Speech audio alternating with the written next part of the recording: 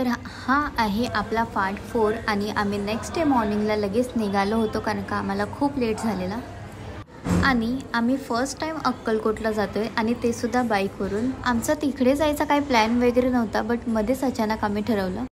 इथे बघू शकता आमचं काय प्लॅनिंग वगैरे नव्हतं याचा, तरी पण आम्ही आलोय। बट हे कुठे जात आहे बघू।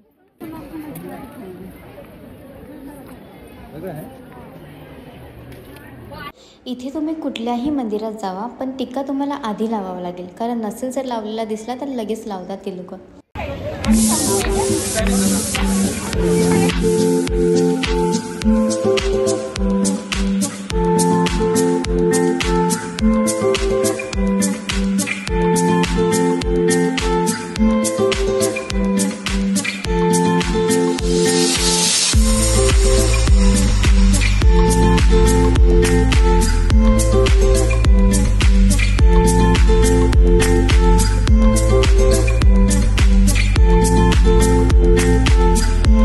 इथे लाईन नसते, इथे एक साथ सोडतात आणि तिथे थांबून ठेवतात आणि आम्ही सर्व इथे दर्शनासाठी वेट करत होतो।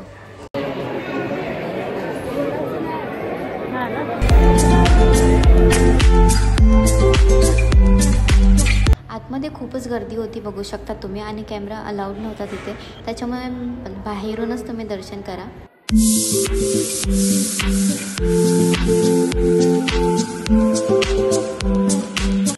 हॅलो गाईज, तर आम्ही गाणगापूरमध्ये आता पोचणारच आहोत। आता इथून आमच्या इथे कर्नाटक बॉर्डर लागेल आणि 46 किलोमीटरच फक्त राहिला आहे मुंबईपासून। तर तिला सपोर्ट करा आणि लाईक करा। आम्हाला रस्त्यामध्ये भूक लागली त्याच्यामुळे ते काय नव्हतं तर आम्ही मका खातोय।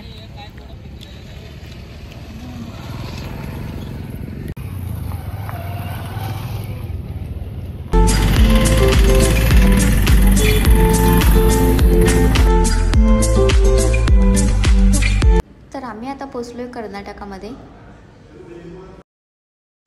इकडे सगळं कन्नडमध्येच लिहिलेलं आणि इथे हॉटेलमध्ये मोस्टली दोनच गोष्टी दिसत होत्या, एक मेंदूवडा इडली, त्याच्यामुळे आम्ही हॉटेलमध्ये खाल्लं नव्हतं।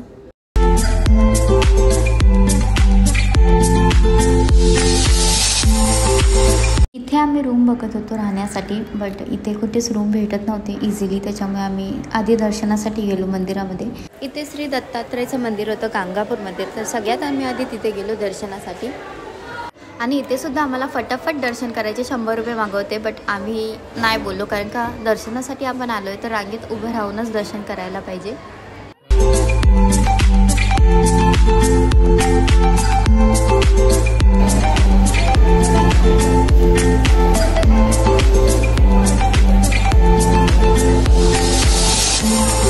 इकडची लाईन थोडीशी वेगळी होती, ह्याच्यामध्ये तेवढा स्पेस होता जेवढा एक पर्सन इथे उभं राहू शकेल। तर फायनली अर्ध्या तासानंतर लाईन आमची क्लिअर झालेली आणि थोड्याच वेळात आपलं दर्शन होणार आहे। इथे सुद्धा फोन अलाउड नव्हता आतमध्ये, सो तुम्ही बाहेरूनच दर्शन करून घ्या।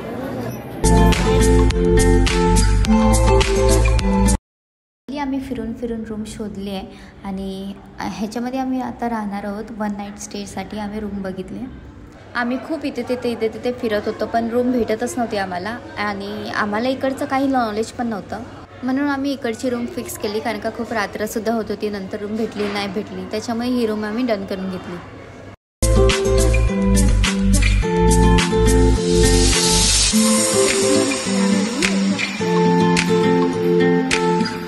तर आम्ही इथे राहायला आलो 1 दिवस आणि आज इथे राहून उद्या निघणार आहे आणि आम्ही सगळे खूप थकले आहेत बिकॉज आम्ही नालासोपारापासून इथपर्यंत बाईकने चालू आहे। तर तुम्ही ब्लॉग नक्की कंटिन्यू करा आणि तुम्हाला सगळ्यांचं दर्शन पाहायला भेटेल।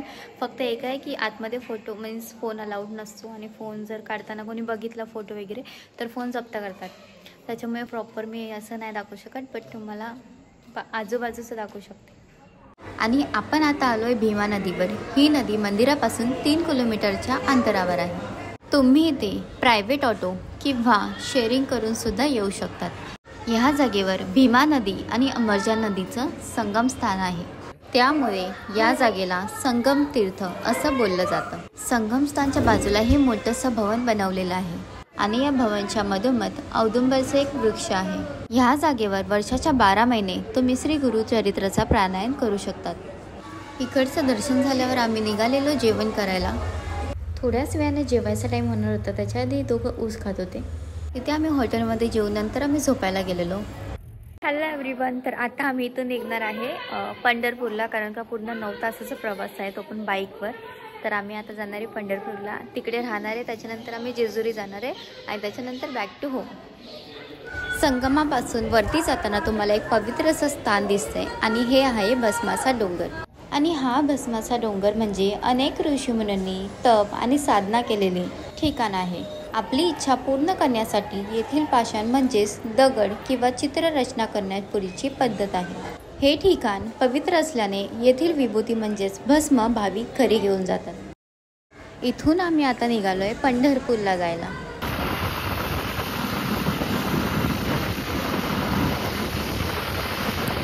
इकडच्या गावचे रस्ते खूपच अतिशय सुंदर होते. असं वाटत होतं इकडेच राहायला येऊ, कारण का असे रस्ते किंवा असा रोड मुंबईला सुद्धा मला पाहायला भेटला नव्हता. आणि आम्ही नालासोपारावरून म्हणजे मुंबईपासून ते गावापर्यंतचा प्रवास आम्ही पुन्हा बाईकवर केला आणि अतिशय सुंदर प्रवास झालेला.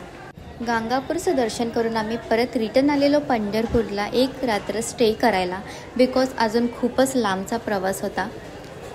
पंढरपूरमध्ये सगळ्यात आधी आम्ही आलो आमच्या नातेवाईकांकडे, म्हणजेच आमच्या बहिणीच्या आईबाबांकडे.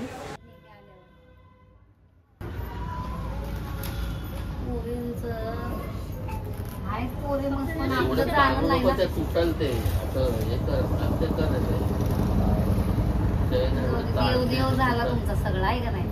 देवदर्शन झालं. मग त्या दिवशी पांडुरंगाचं पण झालं पायाचं. मग तुम्ही लवकर आता खरं इकडं गेले असते ना खाली विष्णुपदाला, इथं पांडुरंग झालं का विष्णुपद झालं? चंद्रभागे पण नाही गेलो.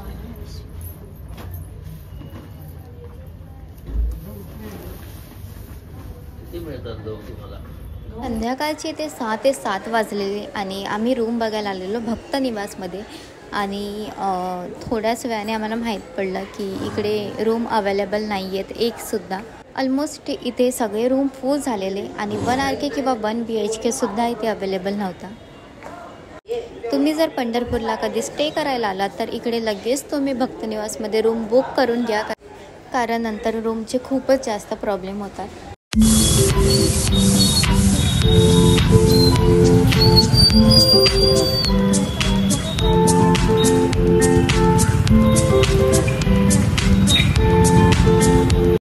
आम्ही आता इथे आलोय चंद्रभागेच्या नदीमध्ये. असं बोलतात जे वारकरी ते पंढरपूरमध्ये दर्शन घ्यायला येतात ते आधी ह्या चंद्रभागेतील नदीमध्ये स्नान करतात आणि त्याच्यानंतर पंढरपूरमध्ये विठ्ठल आणि रखुमाईचं दर्शन करतात. मी जवळजवळ 7 ते 8 वर्षानंतर इथे आले चंद्रभागेमध्ये आणि मी खूप जास्त एक्सायटेड आहे. आणि ह्याच्यानंतर आम्ही जाणार आहोत इस्कॉन टेम्पलमध्ये.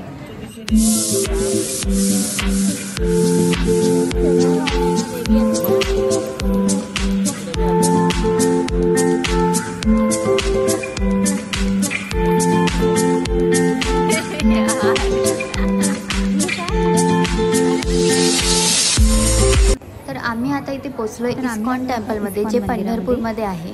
हे जवळजवळ मंदिरापासून 15 ते 20 मिनिटाच्या अंतरावर आहे. आम्ही इथून बोटीने जाणार होतो, बट बोटीने जायचे एकाचे 200 रुपये घेतात. जाऊन येऊन दोघांचे 400 रुपये झाले असते. पण आम्ही बाईकने आलेलो आणि आमच्याकडे बाईक अवेलेबल होती, त्याच्यामुळे आम्ही बाईकने गेलो होतो. आणि इकडे आल्यावर खूपच प्रसन्न वाटत होतं. तुम्ही इथून दर्शन करू शकतात. खूपच छान प्रतिमा दिसत होती. अक्षरशः असं वाटत होतं की साक्षात नारायणच आहेत. दर्शन करून आरती चालू झालेली आणि आरतीनंतर इथे प्रसाद असतो आणि खूपच छान प्रसाद होता. तर लवकरच आपण भेटू पार्ट 5 मध्ये. Bye bye, take care, good night, love you all.